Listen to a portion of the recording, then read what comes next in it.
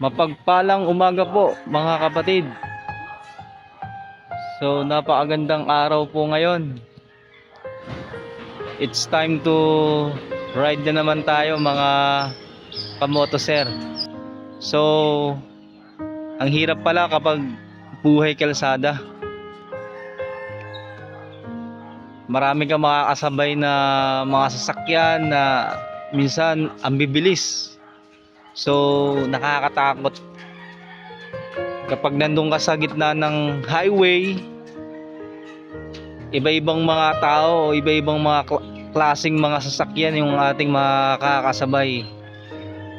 Minsan makakadama ka ng nung pangamba, ng takot, pag-aalinlangan. Pero isa lang yung lagi kong tinatandaan. Kapag kasama mo ang Diyos, nandun yung secured eh. Gusto ko lang pong i-share yung Book of Isaiah chapter 41 verse 10. Sabi po dito, ako isa sa iyo, huwag kang matakot. Ako ang iyong Diyos, hindi ka dapat mangamba. Palalakasin kita at tutulungan, iingatan at ililigtas. So napakaganda po ng sinabi po ng Diyos sa kanyang salita. Kapag po tayo ay nasa kamay ng Panginoon, ang sabi niya po dito, tayo po'y iingatan at ililigtas. So lagi po natin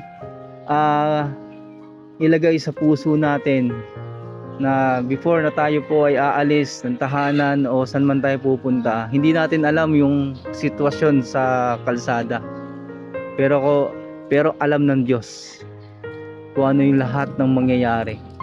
Kaya lagi po tayong manalangin, lagi po tayong lumapit po sa Panginoon, kasi na kahit na anong pag-iingat po natin, sabihin na natin 100% na nag-iingat po tayo, pero yung mga nakakasabay po natin, minsan yung po yung gumagawa ng cause of accident. Pero kung po tayo ay nasa Diyos, ilalayo niya po tayo doon sa mga bagay na kung saan tayo po mapapahamak. So yun po, ingat po tayo at shoutout po sa lahat ng mga riders. God bless po sa inyong lahat.